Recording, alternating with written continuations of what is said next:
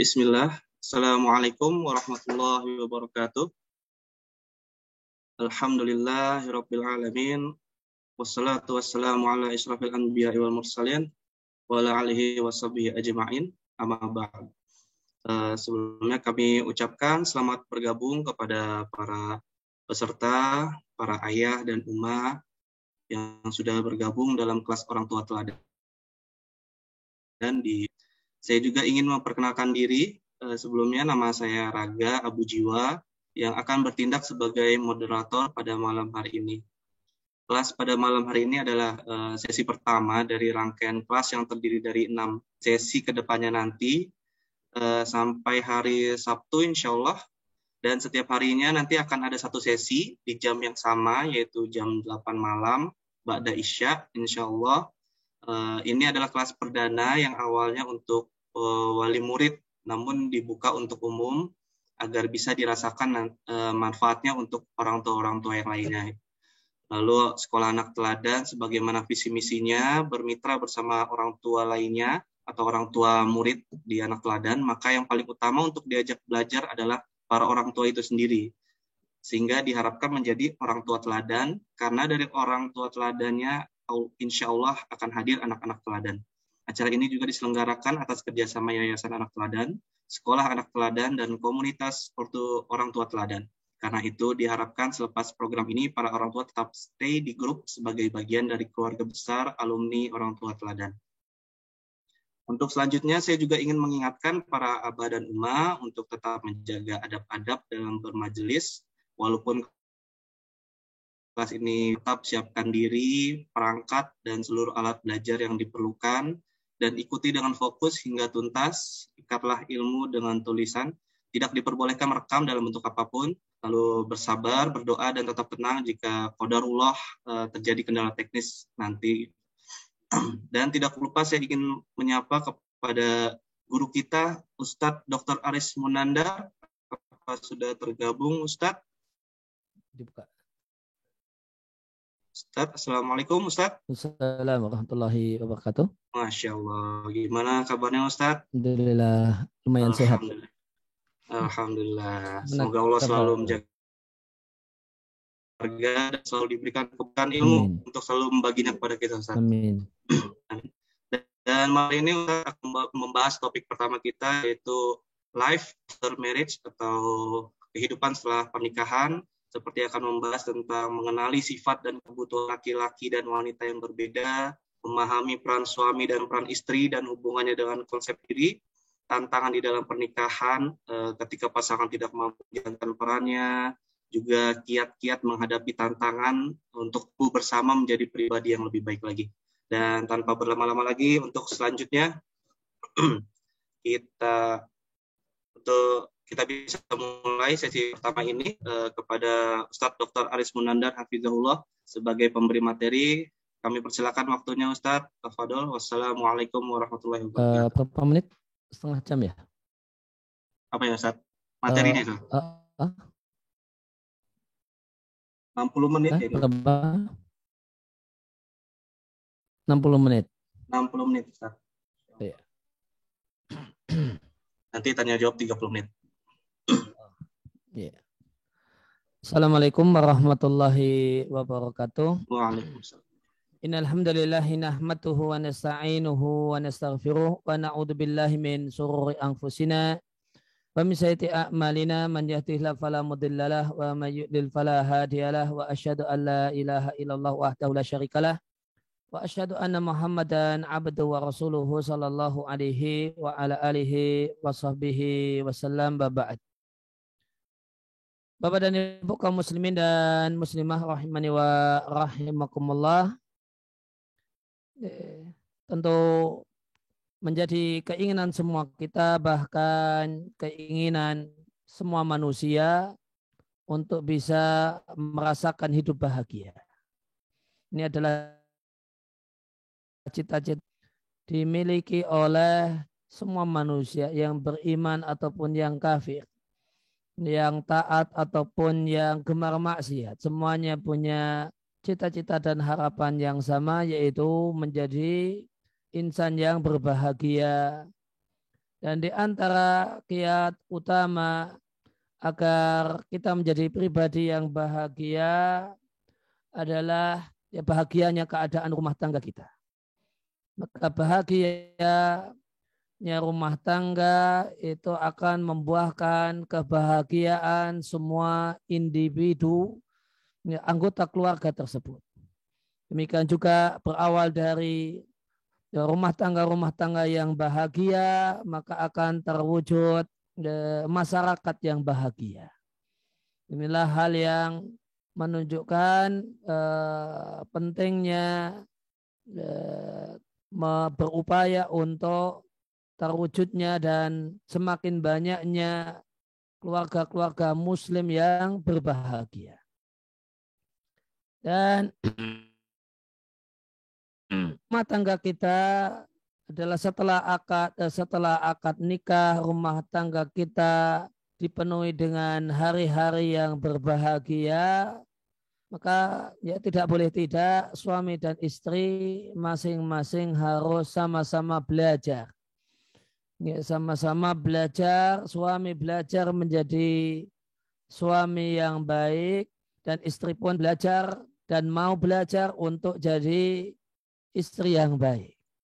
Semuanya harus bersemangat untuk berubah dan membentuk diri agar menjadi pribadi yang atau kemudian menjadi pasangan yang baik untuk pasangan halalnya. Dan ada 3 kiat pokok atau 3 langkah agar kita bisa menjadi sosok yang atau kemudian kita bisa menjadi pribadi yang baik untuk pasangan kita masing-masing. Yang pertama adalah rohbah, adanya keinginan untuk menjadi pasangan yang baik. Ingin menjadi suami yang baik. Dan sebaliknya istri memiliki keinginan yang kuat untuk berubah menjadi sosok istri yang baik. Setelah ada keinginan kuat dari masing-masing suami dan istri, maka kemudian dilanjutkan dengan mengenal masing-masing pasangan. Mengenal masing-masing suami mengenali istrinya dan istri mengenali suaminya. Dan lantas pengenalan tersebut dipakai untuk mewujudkan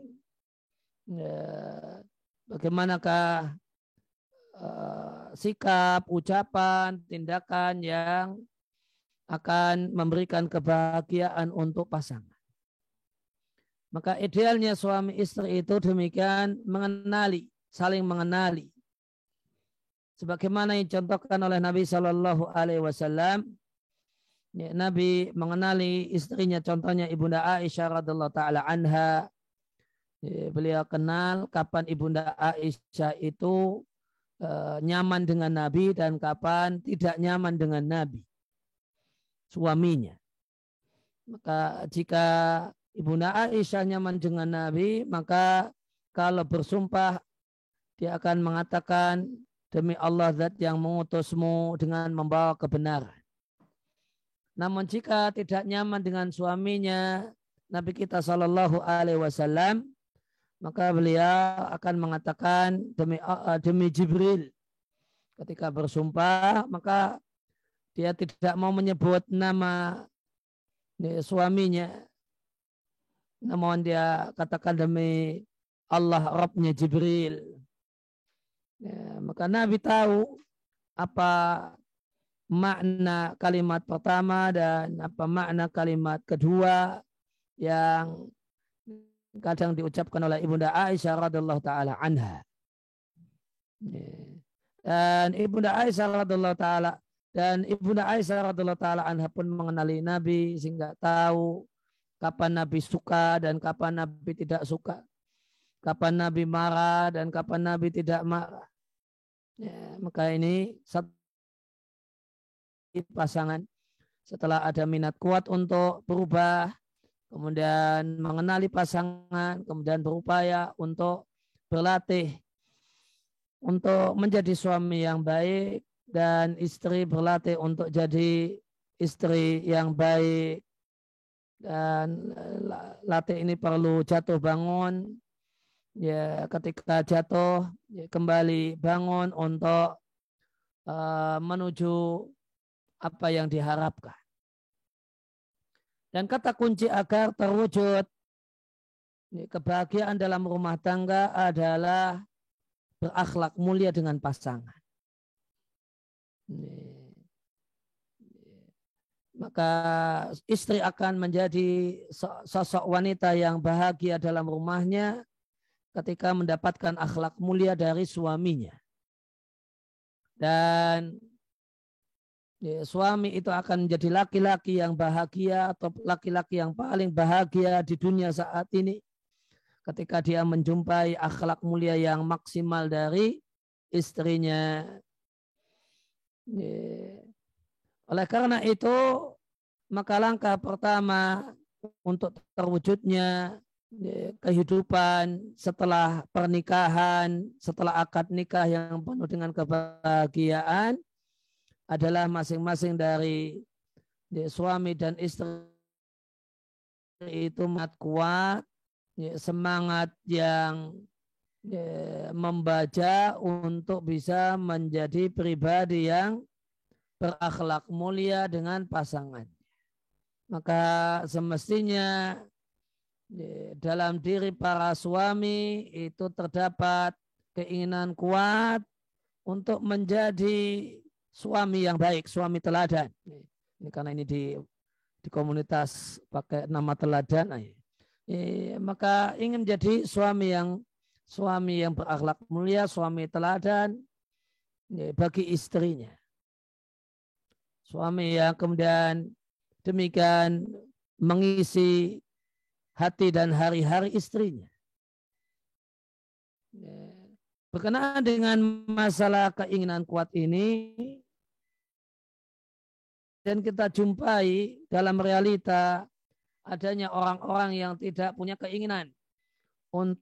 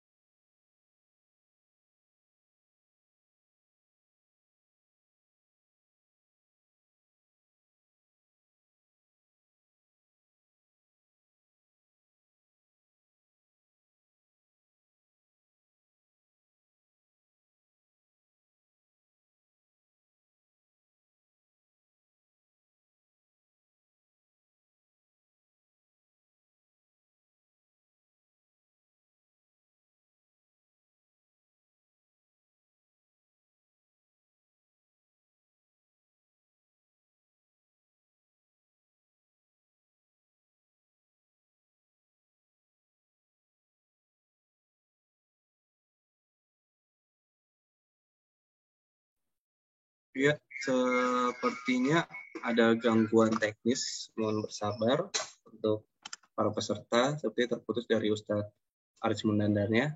Kami akan coba hubungkan kembali.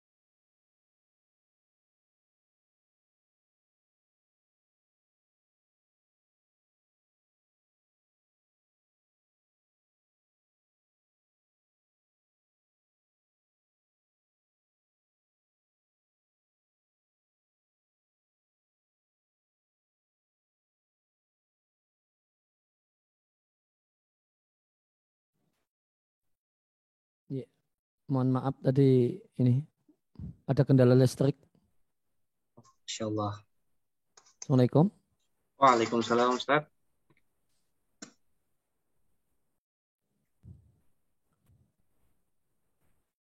Pak Raka, Abu Jiwa. Ya, Ustaz sudah terhubung kembali Ustaz. Sudah iya. terdengar. Silakan Ada Ustaz. ini. Mohon Ya, maaf sudah. tadi ini ada kendala listrik. Ya, nggak apa-apa Ustaz. Silakan dilanjutkan Ustaz. Fadol. Ya.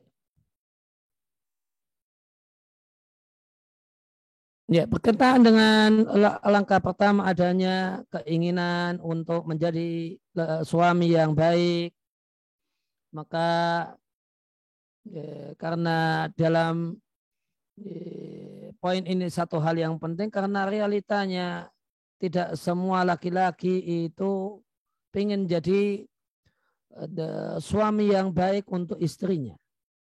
Boleh jadi secara lisan semua suami mengatakan saya ingin jadi suami yang baik. Namun sikap dan perbuatan sebagian suami menunjukkan tidak demikian. Boleh jadi ketika dia ngobrol dengan kawannya, dia merasa bangga bisa sewenang-wenang dengan istrinya, zalim dengan istrinya. Maka ini menunjukkan bahasanya sebagian suami itu tidak memiliki hasrat dan keinginan kuat untuk menjadi suami yang baik. Dan seorang muslim, seorang suami muslim semestinya menyadari bahasanya menjadi suami yang baik itu adalah satu ibadah. Karena suami yang baik berarti melaksanakan perintah Allah Subhanahu wa taala. Wa asiruhunna bil ma'ruf. Pergaulah istrimu dengan baik. Dan orang yang mengamalkan ayat ini adalah orang yang menjadi sosok suami yang baik untuk istrinya. Dan para suami menyadari bahwasanya dengan menjadi sosok suami yang baik, sosok suami teladan, maka berarti dia menjadi lelaki yang terbaik. Sebagaimana sabda Nabi SAW, khairukum li ahlihi wa ana khairukum li ahli. Sebaik-baik kalian adalah yang paling baik untuk keluarganya dan aku adalah manusia yang paling baik bagi keluargaku. Demikian juga Nabi SAW menyampaikan akmalul mu'minina imanan ahsanuhum khuluqa. Maksudnya mukmin yang paling sempurna keimanannya adalah yang paling bagus akhlaknya. Wa khairukum linisaihim. Dan sebaik-baik kalian adalah yang paling baik dengan istri-istrinya. Maka ini satu hal yang disadari tentu kita semua ingin jadi manusia terbaik.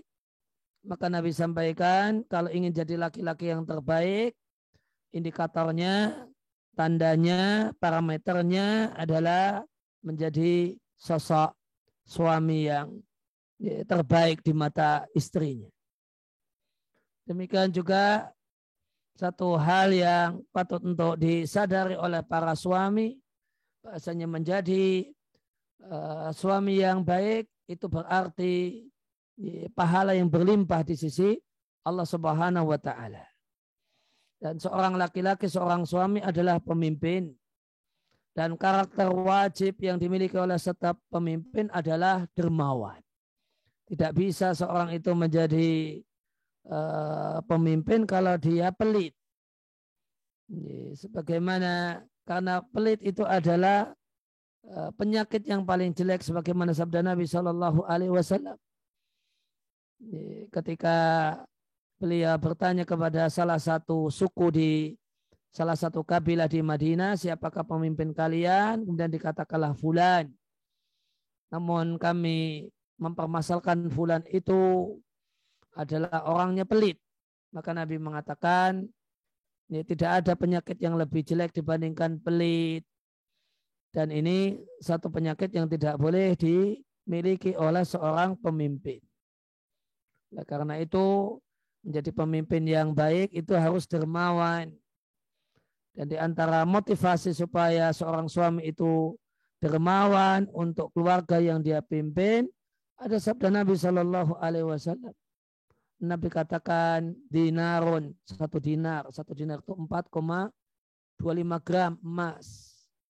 Ya, kurang lebih ya mungkin nilainya ya 3 atau ya kurang lebih 3 juta misalnya. Maka jika uang 3 juta, 1 dinar atau kurang lebih 3 juta engkau infakkan di jalan Allah untuk keperluan jihad perang di jalan Allah dibandingkan dengan uang 1 dinar kurang lebih 3 juta yang engkau habiskan untuk memerdekakan budak, untuk menyokong seorang budak agar bisa merdeka, atau dibandingkan dengan 1 dinar yang kurang lebih 3 juta yang diberikan kepada orang miskin, kemudian dibandingkan dengan 1 dinar kurang lebih 3 juta rupiah anfaqtahu ala ahlika yang dihabiskan untuk keperluan untuk belanja keluarga. Untuk belanja keluarga, untuk makan, jajan, makan, minum, jajan, keperluan ini dan itu, listrik, air, dan sebagainya. Maka Nabi Shallallahu Alaihi Wasallam katakan, a'zamuha ajran, dari uang-uang dinar tadi, 3 juta tadi, yang paling besar ganjarannya adalah 1 dinar yang engkau belanjakan untuk keluargamu. Ya, kemudian maka dengan ini maka semestinya seorang suami itu termotivasi untuk menjadi suami yang baik, yang diantara bentuknya adalah dermawan untuk istri dan anaknya. Jika dermawan untuk orang lain itu berpahala, maka dermawan untuk istri dan anak lebih besar pahalanya. Kemudian ya, dan tentu dengan menjadi suami yang baik, maka terwujudlah keluarga yang bahagia, maka akan jadilah laki-laki yang berbahagia. Wa min ayati an khalaqalakum min anfusikum azwaja litaskunu ilaiha. Dan di antara tanda kekuasaan Allah, Allah ciptakan untuk kalian pasangan hidup kalian dari jenis kalian sendiri, sama-sama manusia. Tujuannya adalah supaya merasakan ketenangan, kenyamanan. Ketenangan dan kenyamanan dalam rumah tangga itu terwujud manakala keluarga itu keluarga bahagia. Wa ja'ala bainakum mawaddatan wa rahmah. Dan Allah jadikan dengan itu rasa cinta dan kasih sayang. Inna fi dzalika la ayatil liqaumi yatafakkarun. Itu terdapat ayat bagi orang-orang yang mau berpikir. Dan satu hal yang juga patut untuk disadari oleh para suami, menjadi suami yang baik, suami yang berakhlak mulia dengan istrinya, jadi suami teladan, itu berarti kita menjadi laki-laki yang melaksanakan wasiat Nabi Shallallahu Alaihi Wasallam. Nabi katakan, istausu bin nisa'i khaira, aku wasiatkan kepada kalian para suami untuk berbuat baik kepada istri-istri kalian. Karena wanita itu Hawa, tercipta dari tulang rusuk, itu tulang rusuk Adam. Dan bagian yang paling bengkok dari tulang rusuk adalah bagian atasnya. Salah satu penjelasan ulama tentang makna hadis ini, yang paling bengkok dari istri itu bagian yang paling atas, yaitu mulutnya dan lisannya. Maka bagian yang paling bengkok dari banyak perempuan, kecuali orang-orang yang Allah istimewakan, adalah lisannya itu bengkok.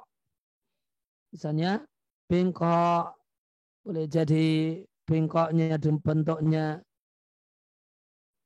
di antara bentuk bengkoknya ya kurang bersyukur dengan kebaikan suami, sulit untuk meminta maaf ketika salah, atau ketika suami minta maaf tidak kemudian segera memberikan respon dengan lisan untuk memaafkan, dan bentuk-bentuk bengkok lisan yang lainnya. Maka bagian yang paling bengkok dari perempuan itu adalah lisannya. Dan kiat penting dalam menghadapi kebengkokan istri, terutama kebengkokan lisannya, adalah sabar. Namun sabar itu bukan berarti membiarkan. Maka Nabi katakan fa in dhahabat tuqimu kasartahu. Jika engkau tidak punya sabar, ingin betul-betul lurus, maka berarti patah, dan patah itu berarti cerai. Namun wa in taraktahu, namun jika engkau biarkan, tidak ada pendidikan, tidak ada pengarahan, maka akan terus menerus bengkok. Sehingga yang tepat sabar dengan bengkoknya istri, jadilah suami teladan yang diantara sifat utamanya adalah sabar. Di antaranya adalah sabar mendidik istri, tidak membiarkan namun dididik, dan sabar dalam melewati proses pendidikan istri tersebut. Demikian juga tidak akan terwujud istri yang tidak akan terwujud rumah tangga yang bahagia tanpa istri itu punya keinginan kuat untuk menjadi istri teladan. Istri yang demikian dicintai oleh suaminya karena akhlak mulia suami. Satu hal yang patut untuk disadari oleh para istri bahwasanya rumah tangga itu bahwasanya cinta seorang laki-laki kepada seorang perempuan diawali dari kecantikan fisik dan wajah, namun diawetkan dengan akhlak mulia. Tanpa akhlak mulia, benih cinta yang ada di awal rumah tangga itu akan pupus karena buruknya sikap, buruknya perbuatan, buruknya perilaku, buruknya tutur kata, itu akan menghilangkan rasa cinta. Maka cinta itu tumbuh dengan sebab mahasin, adanya hal-hal yang indah. Boleh jadi hal-hal yang indah itu adalah hal-hal yang bersifat fisik, ataukah hal-hal yang indah bersifat non fisik, indah karena dia punya kelebihan ini dan itu. Maka keindahan fisik boleh jadi keindahan wajah, rupa, mata dan seterusnya. Namun atau keindahan yang lainnya karena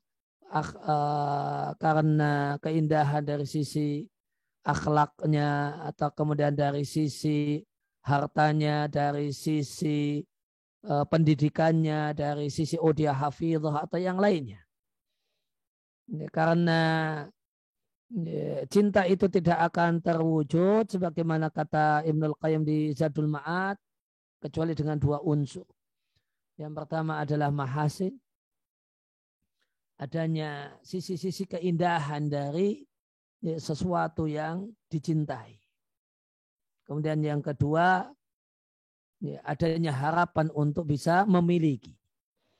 Nah, ketika ada dua unsur ini, maka akan terwujud cinta.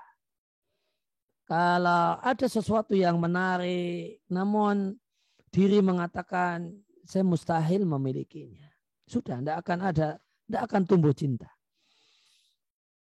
Atau ada harapan untuk memilikinya, namun tidak ada sisi indah, sisi menarik yang bisa didapatkan darinya, maka tidak akan tumbuh cinta. Maka ini satu hal yang wajib disadari oleh istri secara khusus, demikian juga disadari oleh istri, demikian juga disadari oleh suami. Bahwasanya istri itu mencintai suami, seorang wanita itu mencintai laki-laki, itu tumbuh karena ada sisi indah dari laki-laki ini yang menarik. Boleh jadi fisiknya dan boleh jadi hal-hal yang non fisik. Karena dia orang yang soleh, dia karena dia orang yang boleh jadi dia orang yang berduit, boleh jadi dia orang yang dari keluarga terhormat, boleh jadi dia orang yang berilmu, boleh jadi dia seorang hafidh Quran, boleh jadi atau sisi indah yang lain. Namun itu adalah hal yang untuk mewujudkan cinta. Sedangkan untuk mengawetkan cinta, kuncinya adalah akhlak mulia. Cinta itu tumbuh dengan adanya mahasin, adanya aspek-aspek yang indah dan menarik di mata dan di hati pasangan, dan awetnya adalah dengan akhlak mulia. Maka istri juga semestinya punya semangat ingin menjadi istri yang baik, istri yang betul-betul dicintai oleh suaminya, istri yang bisa seperti Khadijah dengan Nabi Sallallahu Alaihi Wasallam. Ketika Nabi itu dikomplain oleh Ibunda Aisyah karena bolak-balik nyebut-nyebut Khadijah. Kata Ibunda Aisyah, seakan-akan tidak ada wanita di dunia ini kecuali Khadijah. Maka Nabi Shallallahu Alaihi Wasallam tidak mau menerima komplain ini. Dengan Nabi Shallallahu Alaihi Wasallam mengatakan, ini ruziktu hubbaha. Sebenarnya aku diberi rezeki karunia Allah mencintai Khadijah. Maka Nabi satu kalimat yang sangat indah. Nabi menilai bahasanya mencintai Khadijah itu satu rizqun, satu rizki dari Allah Subhanahu wa taala.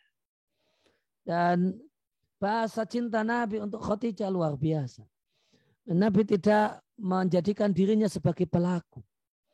Nabi tidak mengatakan uhibbu Khadijata, aku mencintai Khadijah, tidak. Namun Nabi jadikan cinta itu sebagai subjek dan Nabi objeknya. Dan Nabi mengatakan ini ruziktu hubbah. Nabi tidak menjadi pelaku. Nabi katakan aku diberi rezeki. Ya, aku menjadi objek. Aku diberi. Siapa pelakunya? Cinta Khadijah. Itu satu kalimat cinta yang luar biasa. Nah, kenapa perlu ada keinginan kuat untuk menjadi istri yang baik? Karena secara teori semua istri ingin jadi istri salihah, istri yang baik. Namun realitanya tidak selaras dengan teorinya. Banyak istri yang merasa bangga jika bisa mengendalikan suaminya. Bukan menjadi istri yang baik yang dipimpin, namun yang memimpin, yang ngatur, mendikte suami. Jadi kebanggaan. Artinya dia tidak ingin menjadi istri yang baik untuk suaminya.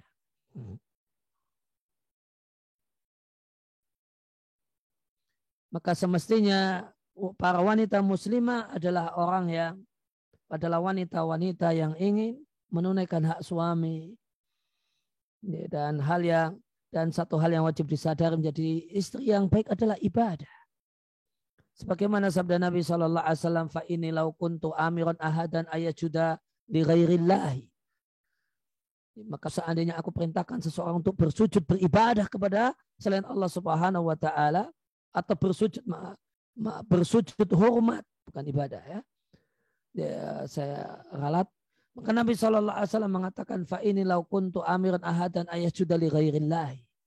Maka seandainya aku boleh memerintahkan seseorang untuk bersujud hormat kepada selain Allah Subhanahu wa taala, la amartul mar'ata an tasjuda li zaujiha. Bisa akan aku perintahkan seorang istri untuk sujud hormat kepada suaminya. Kenapa? Ini menunjukkan betapa besarnya hak suami. Hak suami itu lebih besar daripada hak orang tua. Dan menjadi seorang istri yang memiliki semangat totalitas berkhidmat kepada suami, itu adalah sebab seorang wanita bisa menjadi seorang yang khusyuk dan bisa menikmati ibadahnya. Banyak ibu-ibu, banyak istri yang mengeluhkan gersangnya spiritualnya. Ibadahnya hambar, tidak dulu seperti ketika gadis, itu bisa menikmati puasanya, bisa menikmati sholat malamnya, bisa menikmati zikirnya, bisa menikmati baca Qur'annya. Setelah berstatus sebagai istri, ibadah-ibadah tersebut terasa hambar. Apa sebabnya? Maka di antara sebabnya berdasarkan hadis Nabi, sebabnya adalah karena semangat untuk berkhidmat, melayani suami itu belum menjadi darah dan dagingnya. Sebagaimana sabda Nabi SAW di lanjutannya hadis, walladzi nafsu Muhammadin biyadihi, demi Allah zat yang nyawa Muhammad ada di tangannya. La tu'ati al-mar'atu haqqa rabbiha. Seorang wanita itu tidak akan bisa menunaikan hak Allah Subhanahu wa taala. Yaitu bisa beribadah dengan totalitas. Ibadah dengan penghayatan, ibadah dengan pemaknaan, ibadah dengan penuh menikmati dan bukan ibadah yang hambar. Hatta tu'addiya haqqa zawjiha. Sampai dia menunaikan hak suaminya. Maka kiat supaya seorang wanita itu bisa menunaikan hak Allah, beribadah dengan penuh penghayatan, pemaknaan adalah menikmati. Maka supaya bisa menikmati ibadah kepada Allah, kiat pentingnya adalah bisa menjadi istri yang menikmati pelayanan kepada suami. Bisa melihat bahasanya melayani suami itu ibadah, itu nikmat, tidak berkeluh kesah, tidak berkeluh kesah. Ini kiatnya. Walau sa'alaha nafsaha wa ya'ala qutabin lam tamna'hu. Kemudian Nabi menyampaikan kalimat hiperbol, demikian semangatnya seorang istri salihah dalam menunaikan dan melayani suaminya. Dan inilah wanita yang bisa menunaikan hak Allah Subhanahu wa taala. Nabi gambarkan dengan seandainya suaminya meminta dirinya, yaitu melakukan hubungan biologis di atas pelana unta, istrinya tidak akan menolaknya. Artinya, dan dia melakukannya dengan penuh gembira, dengan penuh bahagia.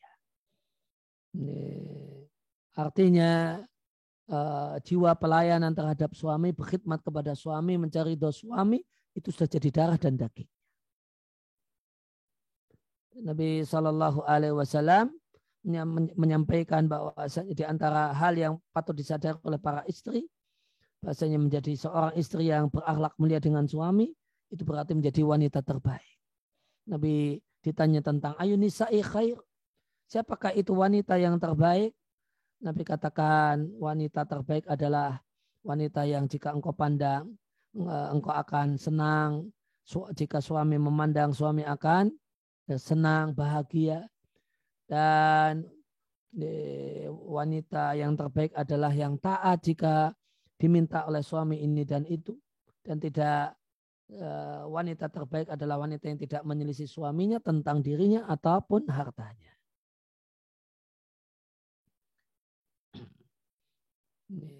Dan satu hal yang wajib disadari oleh para istri bahwasanya berakhlak mulia dengan suami dengan baik, dan kata kunci akhlak mulia dengan suami adalah melayani suami, berkhidmat kepada suami. Maka berkhidmat kepada suami dengan berbagai macam bentuknya itu adalah pahala demi pahala bagi seorang istri.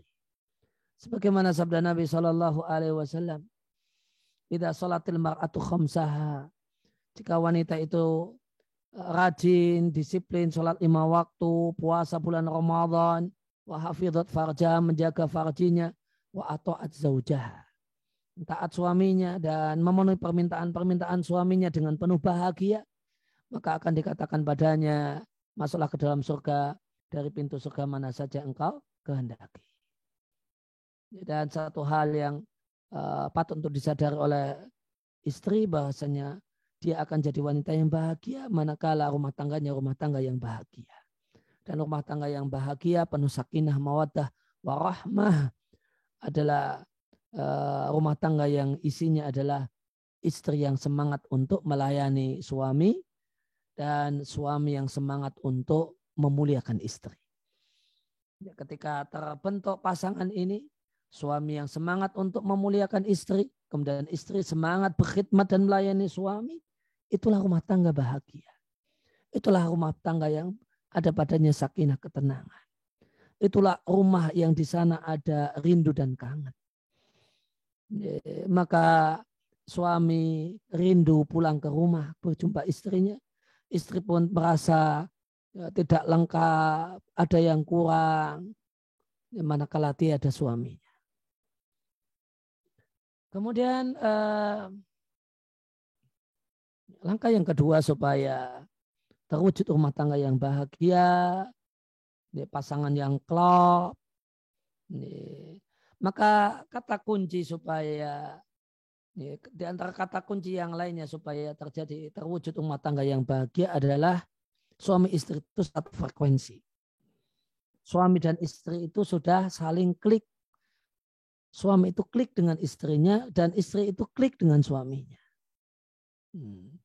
Tidak kemudian beda frekuensi bahkan beda planet antara suami dan istri.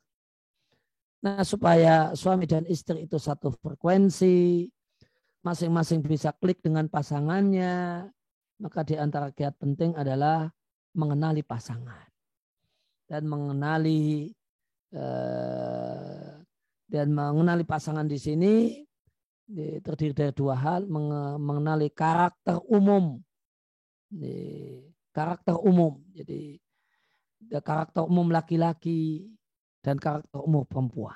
Setelah itu mengenali hal-hal yang khosisah, hal-hal yang merupakan khas. Laki-laki seperti suaminya ini khas suaminya apa? Sebagaimana suami juga mengenali kekhasan istrinya itu apa. Maka ya, tentu itu masing-masing orang berbeda sehingga yang perlu kemudian diketahui adalah di antara hal yang penting dipelajari adalah karakter umum. Maka di sini seorang suami yang ingin menjadi suami baik, suami yang berakhlak mulia dengan istrinya, suami teladan, adalah dia mengetahui karakter umum wanita dan kebutuhannya. Kemudian apa yang semestinya dilakukan oleh seorang suami. Maka yang pertama, karakter wanita yang harus karakter istri yang harus disadari oleh para suami, bahasanya istrinya itu adalah unusa, perempuan. Dengan segala maknanya.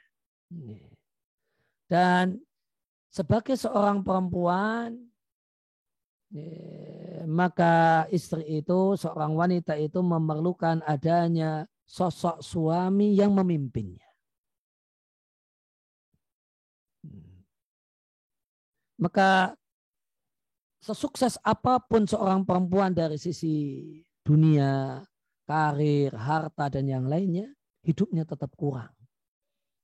Ketika dia belum punya berstatus sebagai seorang istri. Sebelum dia mendapatkan seorang laki-laki yang bisa memimpinnya dengan baik. Mendapatkan suami dan suaminya tersebut adalah suami yang bisa memimpinnya.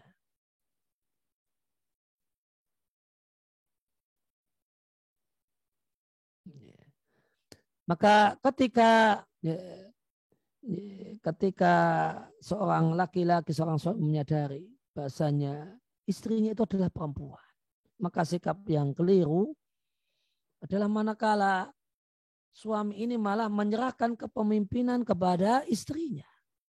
Apa-apa nunggu keputusan istri, apa-apa, maka bedakan antara keputusan istri dan minta saran sama istri. Maka tidak benar jadi suami kalau keputusan di tangan istri. Keputusan harus ada di tangan suami. Suami harus terlihat memimpin dan memutuskan. Memutuskan demikian dan siap dengan konsekuensi putusan tersebut, sehingga ada konsekuensi demikian dan demikian yang sudah disiapkan oleh seorang suami sebagai seorang pemimpin. Dan karena suami itu adalah istrinya adalah seorang perempuan yang butuh laki-laki yang memimpin, maka hendaknya laki-laki ini menjadi pemimpin, dan supaya dia memimpin, dialah yang menafkahi. Bukan malah dinafkahi oleh istrinya.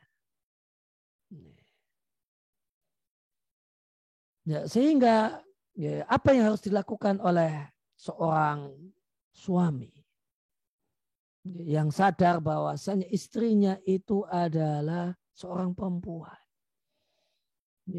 yang istrinya itu adalah dalam tanda kutip tulang rusuk dan bukan tulang punggung, maka hendaknya suami ini jadi laki-laki sebagai karakter. Bukan, maka dalam bahasa Arab itu ada laki-laki secara biologis namanya zakar, dan laki-laki sebagai seorang yang punya sifat laki-laki namanya rajul. Maka laki-laki seorang suami harus jadi laki-laki. Bukan hanya menjadi orang yang punya kelamin laki-laki, namun menjadi seorang laki-laki. Sehingga dia harus tunjukkan kepemimpinannya. Harus menunjukkan kepemimpinannya. Dia yang di depan, dia yang kemudian punya berani mengambil keputusan-keputusan dalam hal-hal yang strategis dan seterusnya. Dan di antara bentuk dia adalah sebagai seorang laki-laki yang merasa memiliki dan mau mengayomi istrinya, maka ada cemburu. Ada cemburu dalam dirinya. Jika ada orang yang mengganggu istrinya, ada yang menggoda istrinya, dia tampakkan kalau dia adalah laki-laki. Nah, kemudian maka dia ayomi istrinya, dia nyamankan istrinya, dia lindungi istrinya. Maka ini dia dan seringkali mengayomi istri, melindungi istri itu di dataran praktis seringkali kemudian menuntut suami itu seringkali harus kemudian bangun lebih dulu dan tidur paling akhir. Sebagaimana Nabi SAW bangun lebih dulu daripada istrinya. Dan Nabi bangunkan istrinya ketika beliau hendak sholat witir.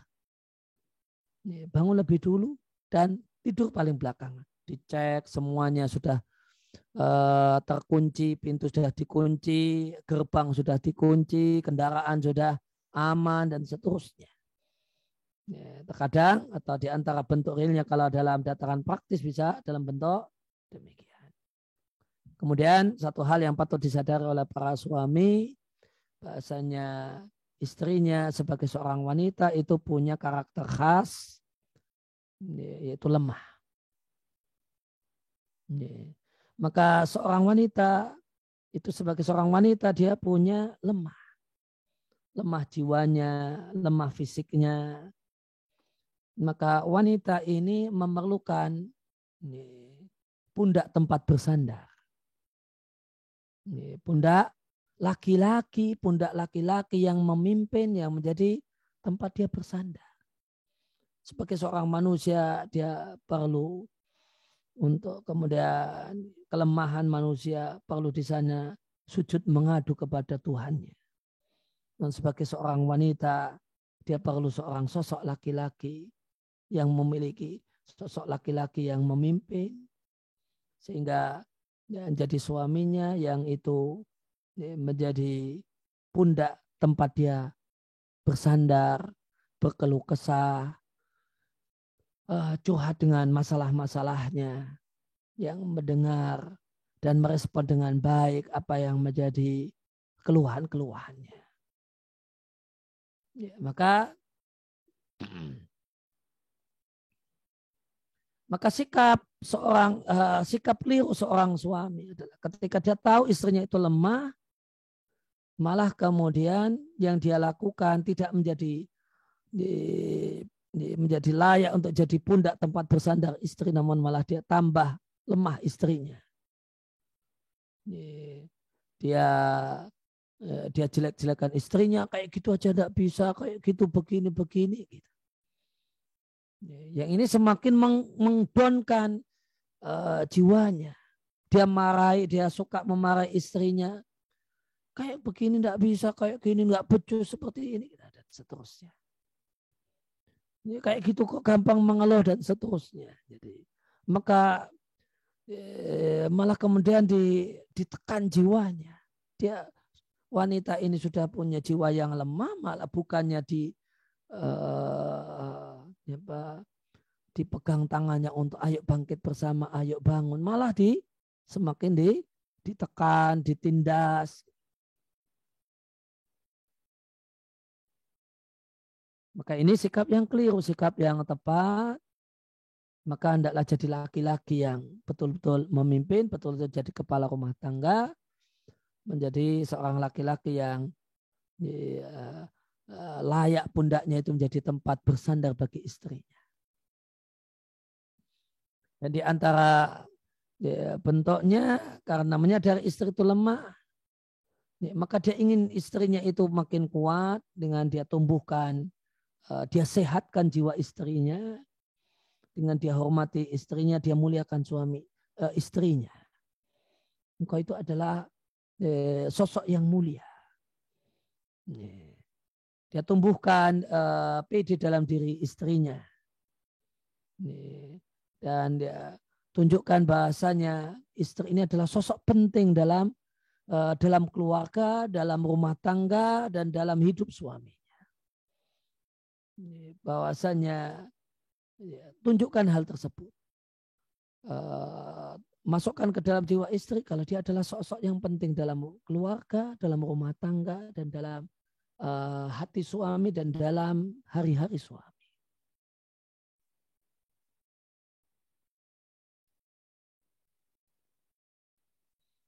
Kemudian karakter khas wanita yang ketiga adalah wanita, karena dia adalah seorang wanita, dia adalah sosok yang lembut.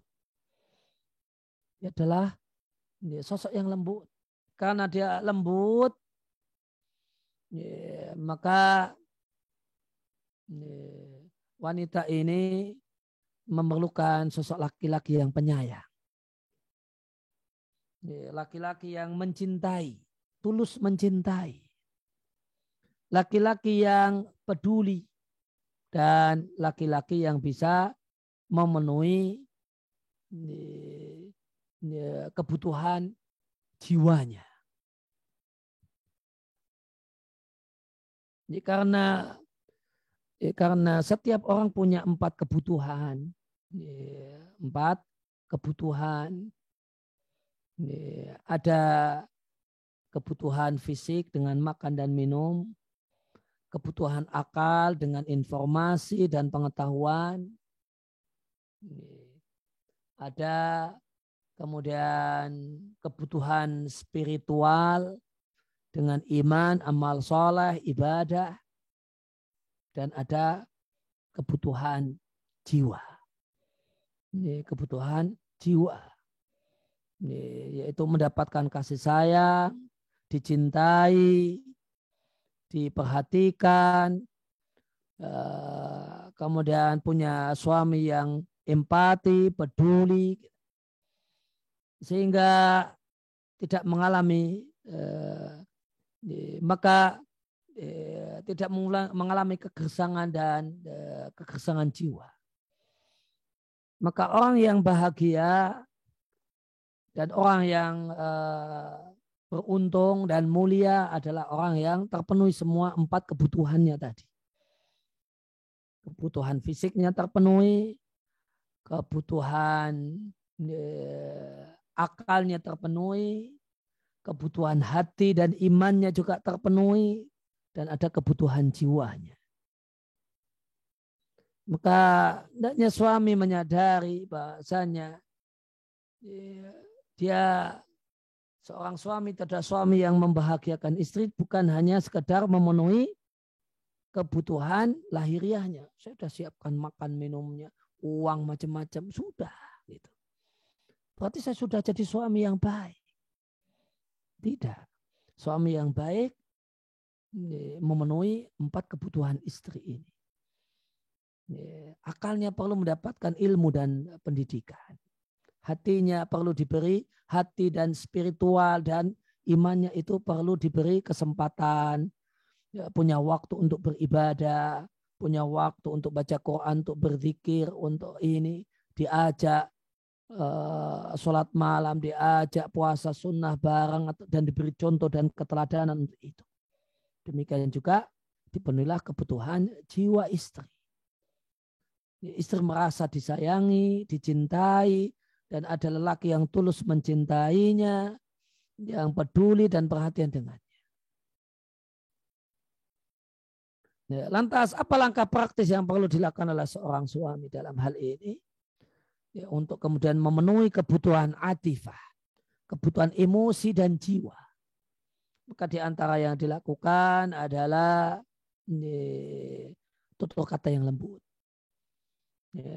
Tutur kata yang lembut. Ingat sabda Nabi SAW, wal kalimatut thayyibatu shadaqah. Tutur kata yang baik itu sedekah.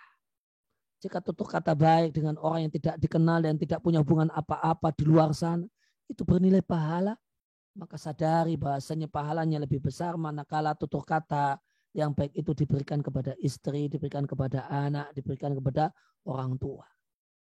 Kalau istri juga diberikan kepada suami. Demikian juga di antara kebutuhan jiwa istri yang perlu untuk dipenuhi adalah pujian dan adalah memuji istri. Itu bagian dari kebutuhan jiwa dan emosi wanita. Dipuji dengan pujian yang tulus, dan pujian tersebut adalah pujian yang jujur.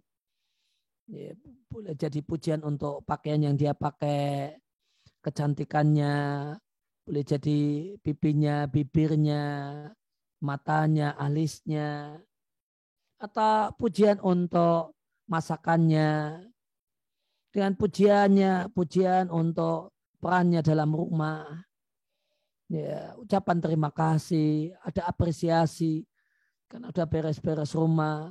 Setiap kali kemudian misalnya diambilkan makanan, maka terima kasih, di jazakillah khairan. Maka rajin mengucapkan terima kasih atas semua kebaikan-kebaikan istri.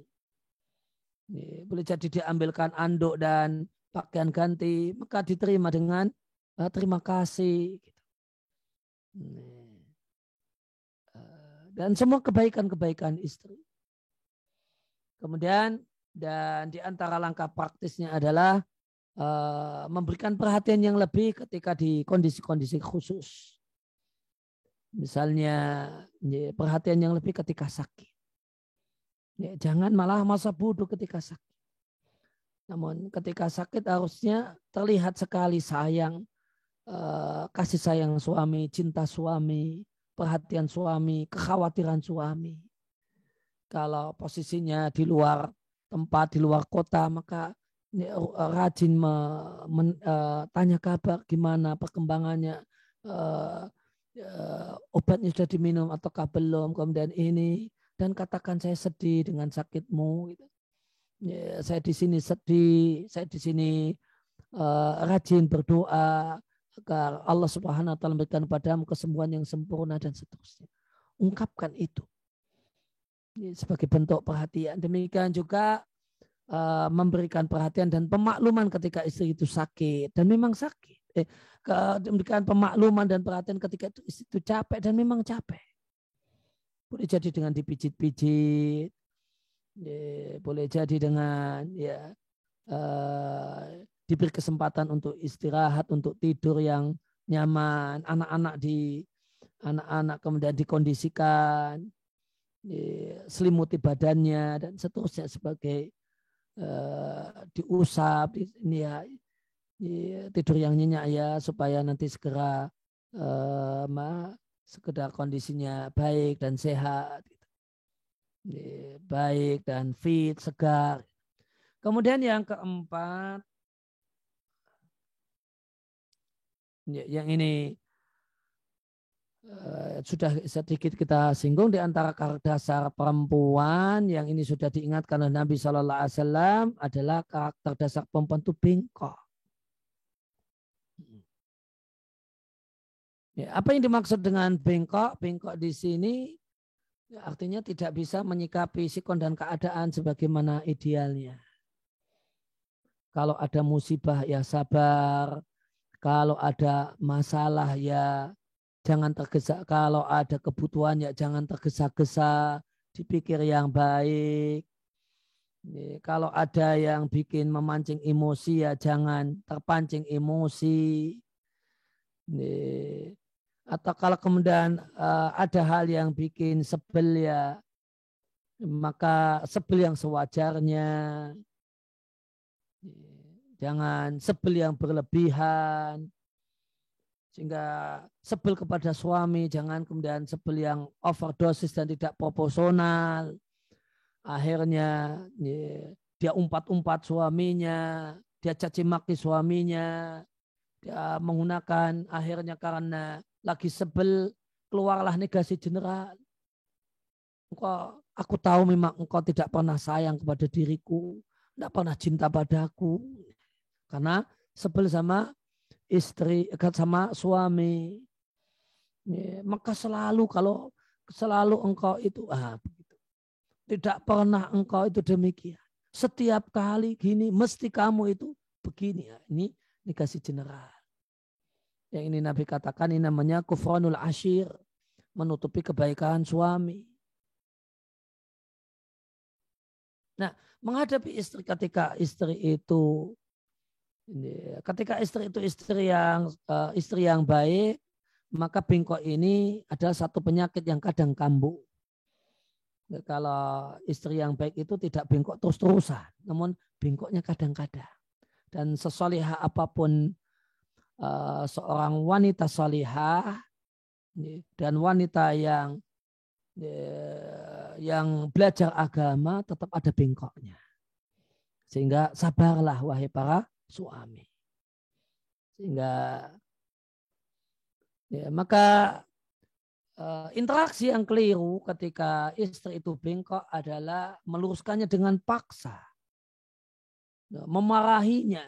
Akhirnya yang terjadi pertengkaran. Sehingga sikap suami yang baik, sikap praktis menghadapi hal ini, kata kuncinya adalah sangat sabar. Bukannya sabar, namun sangat sabar. Suami, untuk jadi suami yang baik menghadapi bengkoknya istri, kata kuncinya adalah antakuna soburon. Sabar yang banyak. Punya kemudian punya bekal sabar yang banyak. Kalau pakai bahasa orang, uang itu yang banyak itu tidak ada nomor serinya. Maka perlu ada sabar yang tanpa ada nomor serinya. Punya simpanan dan gudang sabar yang tidak habis-habis. Ya, maka sangat sabar, ya memaklumi bengkoknya istri. Namun memaklumi bengkoknya istri itu bukan berarti tidak mendidik, tidak memberikan nasihat, tidak meluruskan. Namun tetap itu dilakukan. Usaha untuk meluruskan kebengkokan itu perlu diluruskan. Untuk mendidik itu perlu diluruskan. Kemudian ada 4 modal penting dalam mengarahkan dan memperbaiki bengkoknya istri. Ada 4 hal yang penting. Yang pertama, takrar. Tidak bosan untuk diulang-ulang. Tidak bosan untuk diulang-ulang. Jadi mengulang-ulang nasihat itu tidak bosan-bosannya. Karena kebengkokannya, maka kadang istri itu tidak perhatian naruh barang sehingga lupa, sehingga ditaruh tidak pada tempatnya. Maka itu jangan bosan-bosan untuk diulangi, diingatkan dan diingatkan. Jangan sampai ada kondisinya adalah terserah gitu. Namun terus diulangi. di antara bengkoknya istri adalah kadang istri itu malas sholat. Nanti sholatnya. Terkadang kemudian ketiduran sampai sholat setelah waktunya berakhir atau bahkan sudah mepet. Maka menghadapi bengkoknya istri ini, maka yang pertama, tidak bosan mengulang-ulang. Kemudian yang kedua, di sisi yang lainnya, ya modal penting dalam menghadapi kebengkokan istri adalah taghaful atau tajahul, pura-pura tidak tahu. Ya, sebagian kebengkokannya itu disikapi seperti tidak ada. Kalau kebengkokannya itu bentuknya bukan maksiat, semisal sholat di luar waktunya, kalau itu tidak boleh. Dianggap tidak ada. Kemudian bukan satu hal yang berbahaya. Berbahaya untuk dirinya, berbahaya untuk anak-anak, berbahaya untuk keluarga, berbahaya untuk suami. Ya, selama kebengkokannya itu bukan satu hal yang nilainya maksiat dan satu hal yang berbahaya, ya, maka sikapi dengan ini, taghaful, pura-pura tidak tahu. Ya, di antara bengkoknya istri ya kadang malas beres-beres gitu. Dan tidak punya alasan kenapa tidak beres-beres kecuali malas. Ini tidak ada alasan, bukan karena capek, bukan karena ini. Sudah malas, lagi kambuh malasnya gitu. Ya, maka sehingga rumah berantakan. Maka lihat saja rumah itu sepertinya rapi gitu ya. Jangan dilihat berantakan. Realnya berantakan, namun mata memandang sepertinya tidak berantakan. Ada dua pilihan, ya suami karena kesibukannya dan yang lainnya tidak bisa beres-beres, ya cukup dipandang demikian, atau ya sudah suami yang beresin gitu. Jika memang ada waktu longgar, ada tenaga dan seterusnya. Kemudian yang ketiga, tasamuh, banyak toleransi atau sering memberikan toleran, jangan terlalu kaku. Namun ya bisalah dinego jadi begini gitu. Nggak usah begini ya Mas ya, begini aja ya. Ya sudah, begitu aja enggak apa-apa gitu. Mudah untuk mengatakan enggak apa-apa, silahkan gitu. Ya, kemudian yang keempat, tadlil, memberikan argumen yang meyakinkan. Memberikan argumentasi yang meyakinkan sehingga ini loh kalau seperti ini nanti dampaknya seperti itu, dampaknya seperti itu. Nah, ini 4 modal penting untuk merespon bengkoknya istri. Namun ternyata waktu kita sudah habis ya. Ya, meskipun belum maksimal untuk sisi suami belum, ya, baru sisi istri saja. Namun karena keterbatasan waktu dan sudah cukup larut malam, demikian. Wassallallahu ala nabiyina Muhammadin wa ala alihi washabihi wasallam wa akhir da'wana alhamdulillahi rabbil alamin. Insyaallah, jazakallahu khair Ustaz atas ilmu yang disampaikannya, sungguh sangat bermanfaat. Mungkin sekarang kita masuk ke sesi tanya jawab, Ustadz. Yeah. Untuk para peserta, silakan yang ingin mau bertanya bisa langsung raise hand atau bisa dari kolom chat.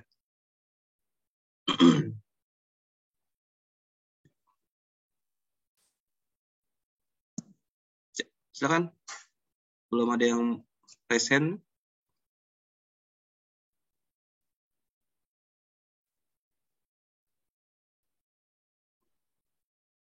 Oh ya, saudari Niken Dian Anggraini di Jawa Timur, silahkan di unmute untuk bertanya.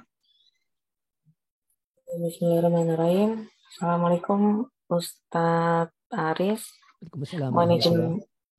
Mohon izin bertanya, dalam budaya Indonesia khususnya ya, pekerjaan merapikan atau menata rumah itu kan seperti suatu kewajiban dari seorang istri gitu, nggih. Mohon arahannya apakah mutlak menjadi suatu kewajiban bagi seorang istri untuk menata, beres-beres rumah dan sebagainya jika seorang istri adalah seorang pekerja gitu. Terima kasih. Assalamualaikum warahmatullahi wabarakatuh. Assalamualaikum warahmatullahi wabarakatuh. Ya, pada dasarnya kaidah dalam rumah tangga adalah wa'asiruna bil ma'ruf, membangun pergaulan suami istri yang ma'ruf. Dan ma'ruf di sini tentu bukanlah satu hal yang ma'ruf ketika suami kita oleh agama diberi beban untuk memberi nafkah, setelah itu juga dibebani beres-beres rumah. Namun satu hal yang klop, satu hal yang ma'ruf jika dalam hal ini ada kemudian pembagian tugas. Suami bertanggung jawab utama untuk memenuhi kebutuhan nafkah istri dan anak-anaknya. Dan ketika dia pulang ke rumah dalam keadaan capek, dia lihat juga rumah sudah beres. Maka inilah yang ma'ruf dan inilah yang klop. Ada pembagian tugas, ada distribusi tugas yang apik. Dan bagaimanakah kalau istri kemudian bekerja? Pada dasarnya istri tidak punya kewajiban untuk menafkahi keluarga. Nafkah itu urusan suami dan tanggung jawab suami. Tapi jika karena satu dan lain hal dan satu kondisi kemudian bekerja, ya, maka kata kuncinya adalah komunikasi. Gimana? Karena sama-sama pulang ke rumah capek semua. Suami capek, istri juga capek karena sama-sama kerja. Maka perlu dibuat komunikasi yang baik, gimana semestinya. Boleh jadi di antaranya adalah ya mungkin perlu ada asisten rumah tangga.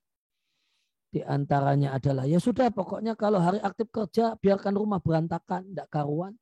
Nanti beres-beres kalau Sabtu dan Ahad. Atau ya beres-beres tipis-tipis bareng-bareng antara suami dan istri. Ini perlu komunikasi yang baik. Namun satu hal yang patut juga untuk disadari bahwasanya jika kemudian anak itu masih kecil-kecil, maka memaksakan diri untuk istri, seandainya istri memaksakan diri untuk berkarir dan bekerja di luar rumah, maka ada satu hal yang besar yang dikorbankan, yaitu masa emas anak-anak. Dan itu juga satu hal yang patut untuk dipertimbangkan baik-baik. Nah.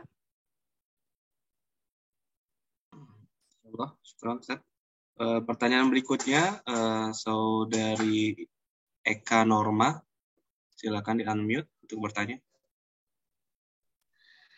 Assalamualaikum warahmatullahi wabarakatuh. Waalaikumsalam warahmatullahi wabarakatuh. Sebelumnya, terima kasih jazakumullahu khairan Ustadz dan tim sudah memberikan waktu saya untuk bertanya.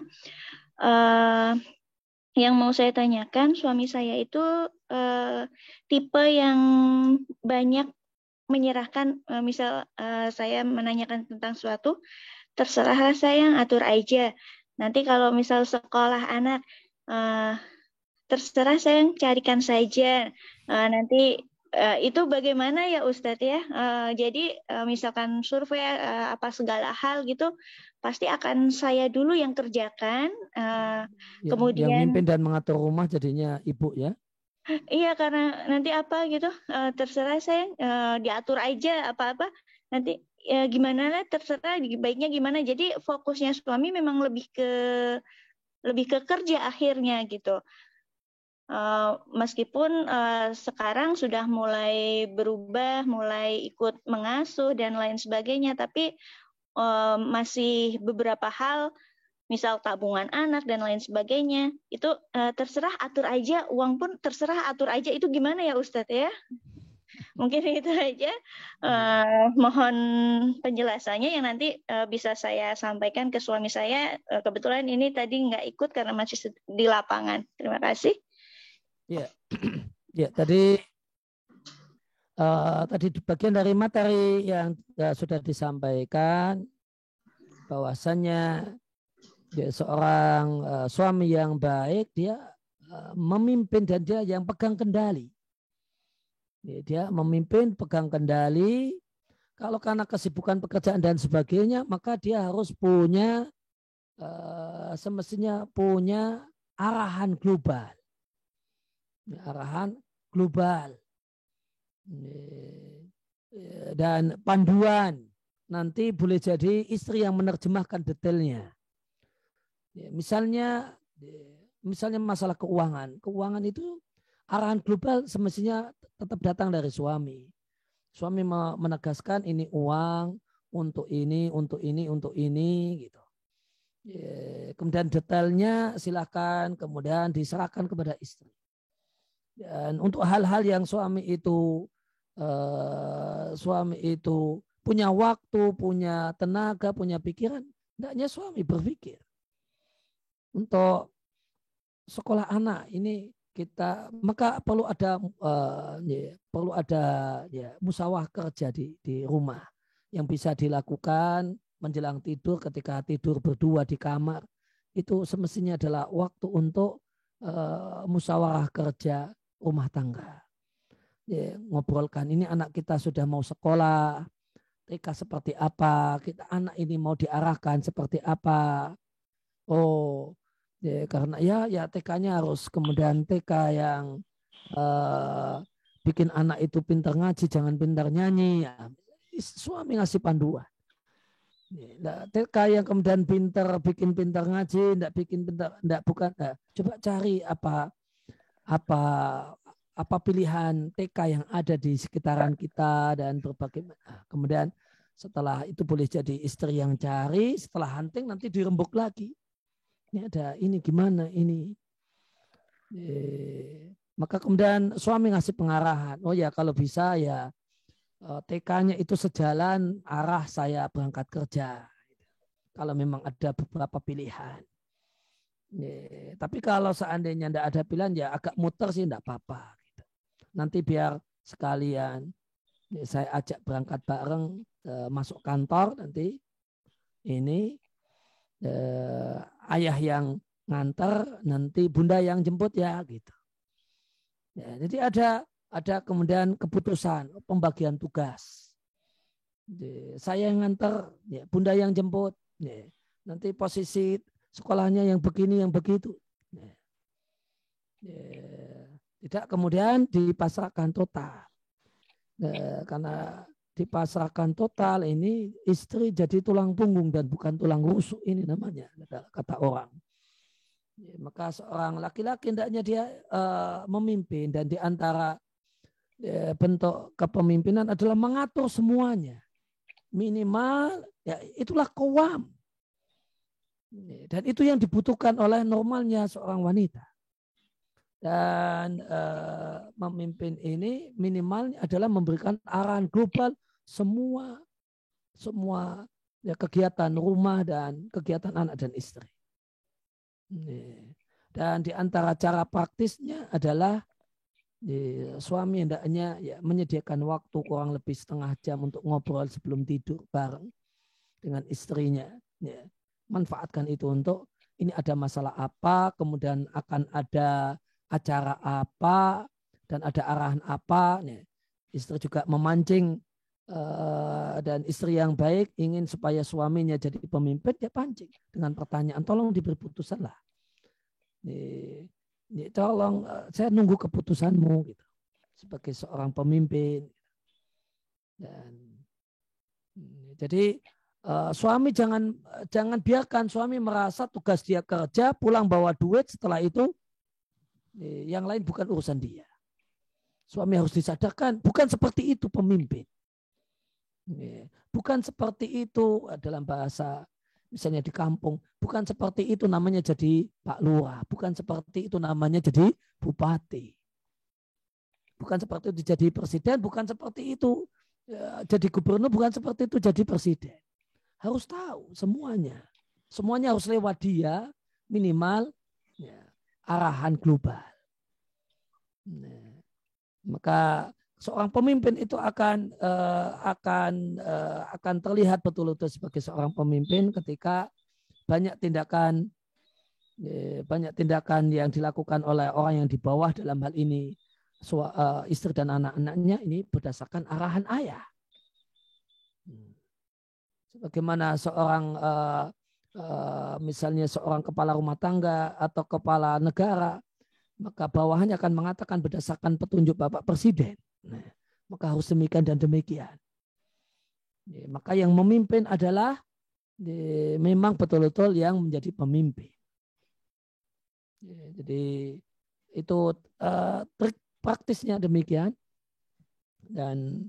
Dan ini satu hal yang juga harus ini sejak awal sebelum pernikahan, ini satu hal yang juga harus disadari oleh para laki-laki sebelum menjadi seorang suami. Anda akan jadi seorang pemimpin. Nah,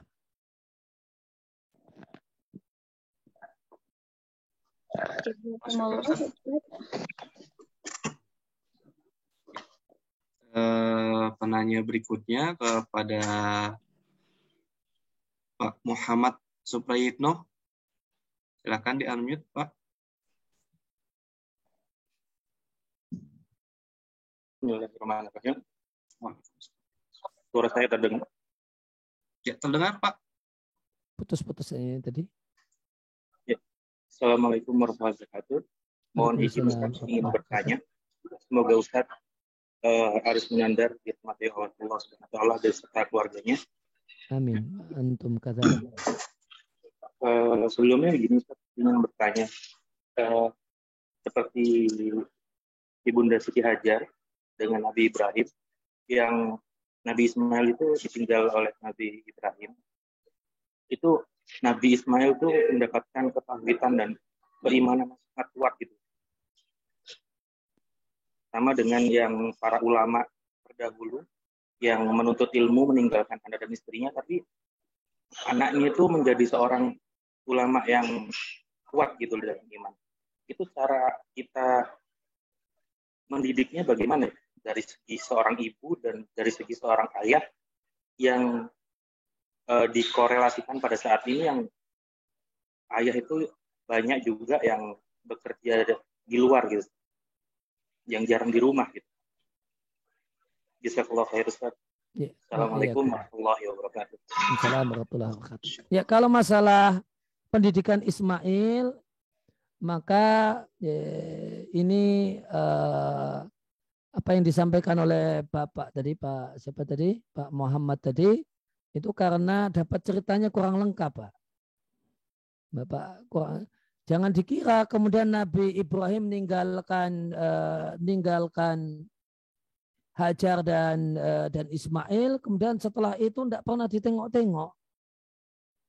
Tidak kemudian ada pendidikan, dan itu dapat ceritanya, baca ceritanya atau dapat ceritanya tidak lengkap. Jadi perlu diketahui setelah ditinggal, itu Ibrahim bukan kemudian datang setelah kemudian nanti mau nyembelih Ismail, kemudian baru datang lagi setelah Ismail nikah, tidak. Ini perlu diketahui bahwasanya Ibrahim itu seorang ayah yang baik. Allah berikan pada Ibrahim fasilitas buruk. Fasilitas buruk itu sebelum itu dulu kendaraannya Nabi Ibrahim untuk nengok Ismail. Setiap hari beliau tengok Ismail. Setiap hari, nanti pada kelanjutan ceritanya, Nabi Ibrahim itu nengok Ismail setiap pagi. Nanti sebelum duhur, sudah balik ke Palestina. Pagi itu di Mekah, sholat duhurnya di Palestina, di tempatnya Sarah. Jadi Ibrahim sangat membersamai Ismail. Cuma ditinggal di awal beberapa hari itu sampai akhirnya kemudian kejadian Zam-Zam. Itu saja. setelah itu Nabi Ibrahim itu setiap hari nengok Ismail, ngajak main Ismail, ikut ngomong Ismail, dan jatahnya ini mungkin syariat, dan jatahnya adalah setiap pagi sampai sebelum duhur. Nanti berangkat pakai buruk, pulang pakai buruk.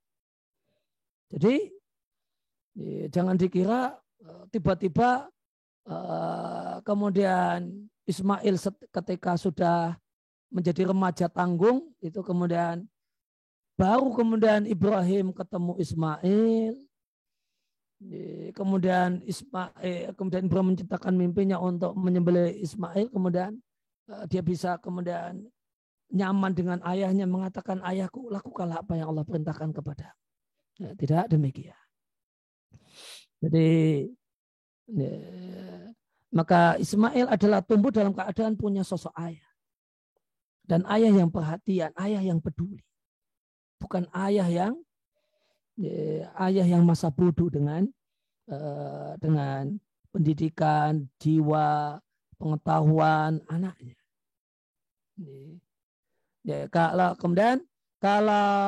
kemudian kondisi para ulama yang kemudian kondisi khusus karena takdir Allah Subhanahu wa taala tidak punya sosok ayah, kemudian di situ peran seorang ibu. Nah, ini kondisi khusus. Kondisi khusus karena keadaan yang memaksa, tidak ada ayah. Bukan kemudian hidup tanpa peran ayah.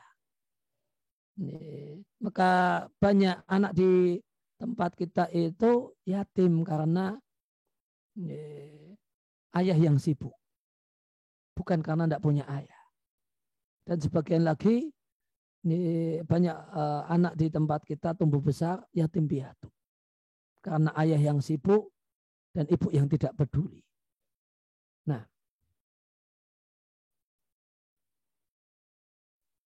insyaallah. Pertanyaan berikutnya dari Tina Ummu Khaurah, silakan Ibu.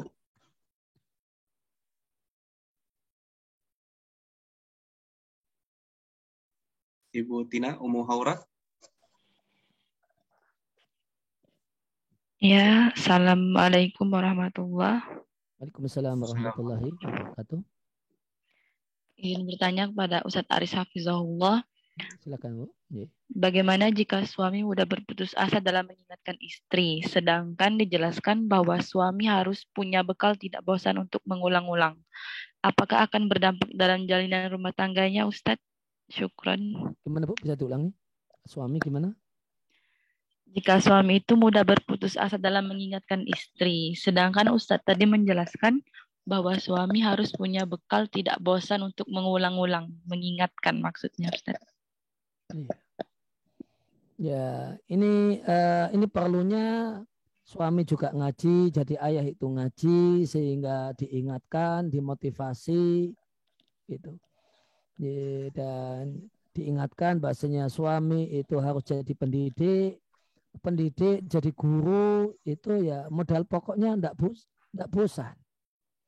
Kalau coba misalnya dibandingkan ya jadi guru TK, jadi guru SD, kemudian bosan, ya, maka anak didiknya tidak berhasil.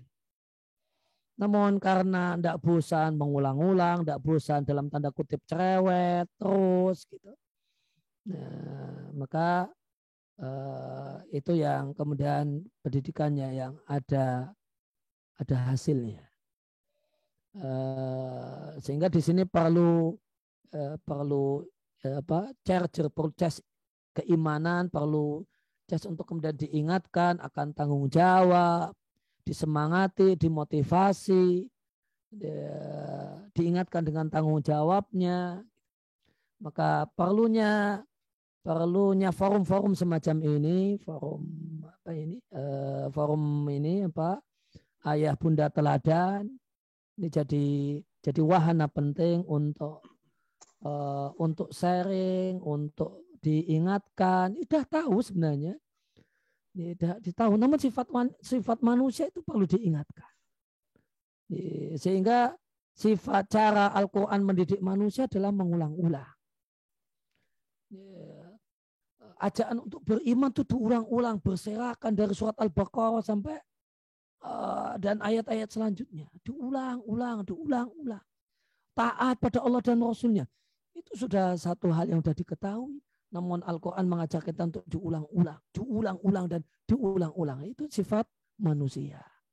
Maka ya perlu ngaji offline atau ngaji online tergantung yang ada, yang memungkinkan. Dari situ kemudian ya diingatkan lagi, mendengar lagi, dimotivasi lagi gitu. Itu diantara kiatnya. Mudah-mudahan sehingga suami itu bisa jadi suami yang baik, yang bukannya sobir, yang bersabar, namun sobur, punya sabar yang tanpa batas. Sabar yang tanpa ada nomor serinya. Nah.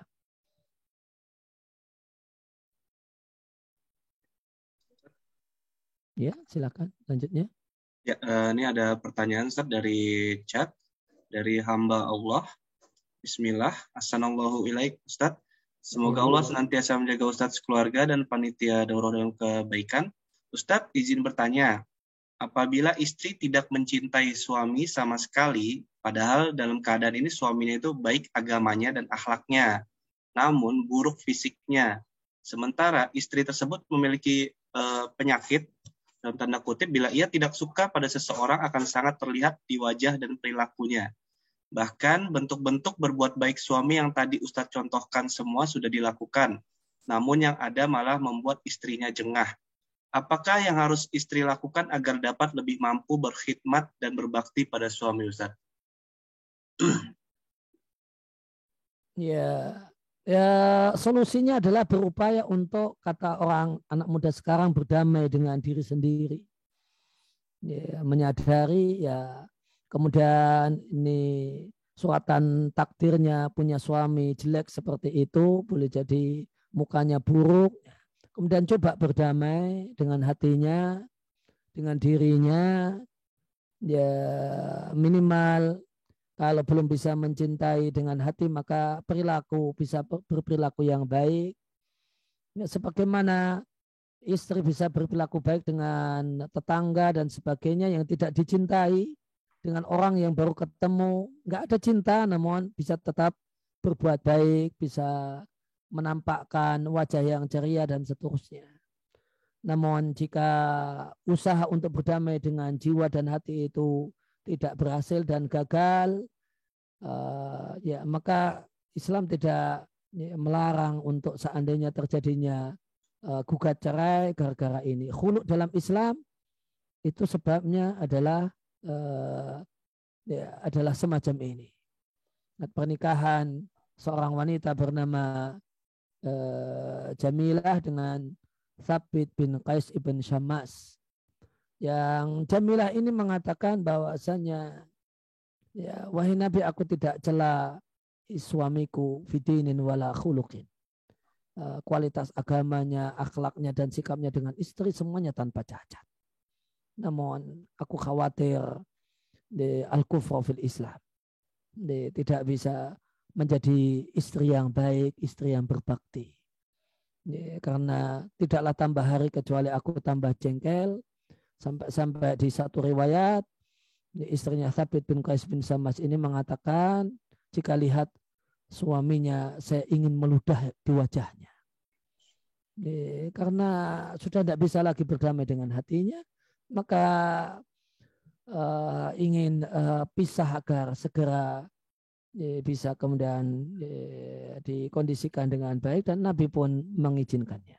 Nah, ya. Mungkin satu pertanyaan lagi dari Dosi Samudro, silakan di unmute pertanyaan. Silakan bertanya. Bismillah. Assalamualaikum warahmatullahi wabarakatuh. Waalaikumsalam warahmatullahi wabarakatuh. Ya, terima kasih atas penyampaian materi pada malam hari ini. Yang ini saya tanyakan, kaidah utama yang sempat Ustaz jelaskan, kita harus bersabar sama istri, kemudian lemah lembut, dan at-taghafur, dan sikap-sikap yang lainnya tadi ya Ustaz ya. Dan tadi saya juga menyebutkan jangan dilupakan konsep mendidiknya juga. Nah ini menggabungkan antara lemah lembut dan tegas dalam mendidik itu bagaimana ya Ustadz? Di satu sisi kalau terlalu sabar nanti seolah-olah izahnya sebagai seorang suami itu tidak ada ya. Kayak ini suami kok lembek. Nanti kalau terlalu tegas, ini kok terlalu kaku ya atau terlalu strict begitu. Nah supaya kita ada di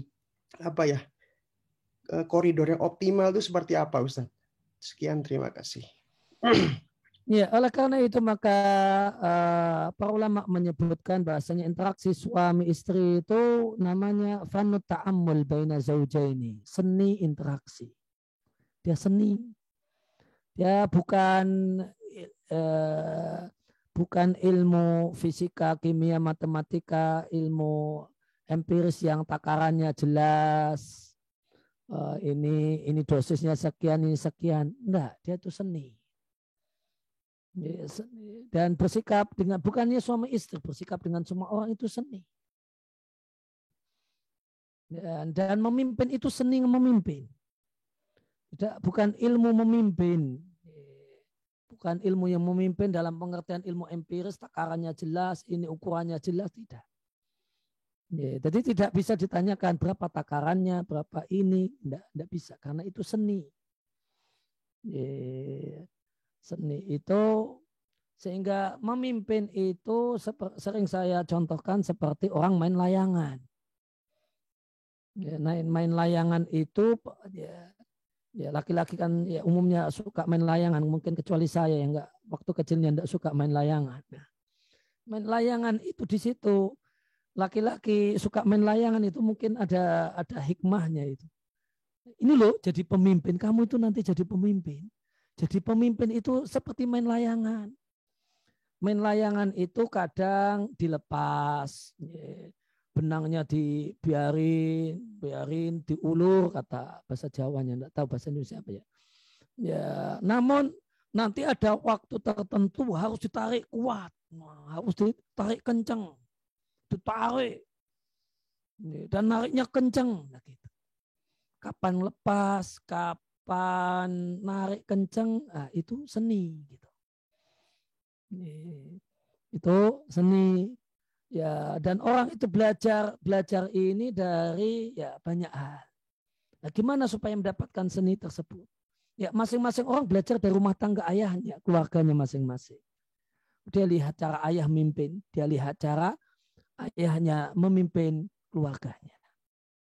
Atau bersahabatlah dengan orang yang kita anggap orang-orang yang dewasa, orang-orang yang sudah senior dalam rumah tangga. Kalau sahabat itu sahabat dekat sampai tahu cara sahabatnya memimpin, cara memimpin keluarganya, memimpin istri dan anak-anaknya. Atau kemudian cerita, atau dapat cerita. Ya. Atau kemudian kita juga kemudian bisa bantu dengan buku-buku yang membahas hal tersebut, memberikan nasihat-nasihat dalam masalah ini, dengan kemudian kajian. Kemudian cara yang lainnya adalah try and error gitu ya. Nyoba dibeginikan, oh kok kurang cocok, kok terlalu lembut, oh besok ini tegasnya ditambahi, oh kok dikomentari istri terlalu kasar, oh ya berarti nanti perlu lembutnya ditambahi ya. Coba gitu. Itu diantara kiat-kiatnya. Sebagaimana orang main layangan itu. Orang main layangan lihat dari senior. Oh, cara main layangan seperti itu. Pengamatan. Setelah itu nyoba sendiri. Kok kemudian kok ini benangnya dilepas terus. Oh, kok hasilnya jelek. Nah, atau terlalu ditarik terus. Kok nggak bagus. Maka kemudian diperbaiki. Nah, namun gimana cara memperbaikinya itu lebih cepat? Nah, ini mungkin diantaranya forum-forum semacam ini punya kurikulum yang bagus sehingga ya bisa lebih mengarahkan untuk lebih cepat pinter mendapatkan seni interaksi. Nah, ya, Masya Allah, terima kasih Ustadz atas jawabannya. Dan tadi itu adalah mungkin pertanyaan terakhir untuk sesi malam hari ini Ustadz. dan para peserta Umma Aba semuanya. Mohon maaf apabila ada pertanyaan yang masih belum bisa terjawab di kolom chat. Insya Allah bisa ditanyakan kembali di sesi berikutnya ya. Gitu. Jadi alhamdulillah jazakallahu khair Ustadz atas ilmunya, semoga menjadi manfaat untuk kita semua. Semoga kita semua peserta di sini bisa mengaplikasikan ilmu yang sudah disampaikan oleh Ustadz Dr. Aris Munandar tadi dalam kehidupan sehari-hari kita dalam pernikahan. Saya juga mau mengingatkan kembali besok akan ada sesi kedua di hari Selasa 19 Juli 2022 di waktu yang sama, yaitu pukul 20 atau jam 8 malam Ba'da Isya insya Allah, yang akan diisi oleh Kakak Yogi Kusprayogi MPSI dengan tema The Pursuit of Happiness. Masya Allah judulnya. Terima kasih atas kehadiran dan perhatian dan antusias para Aba dan Umma semua dalam mengikuti kelas sesi pertama ini, dan juga para panitia yang sudah melancarkan kelas kita hari ini. Bismillah. Saya mohon maaf apabila ada tutur kata dan kekurangan di saat kelas berlangsung. Demikian kelas online kita hari ini. Mungkin Ustadz mau ada penutup atau ada ya? Mungkin demikian saja teman-teman semua, para peserta. Kita tutup majelis kita ini dengan doa kafaratul majelis. Subhanakallahumma wa bihamdika, asyhadu an la ilaha illa anta, astaghfiruka wa atubu ilaik. Assalamualaikum warahmatullahi wabarakatuh. Waalaikumsalam warahmatullahi wabarakatuh. Jazakumullah khair, Ustaz. Ya, saya pamit ya, jazakumullah khairan.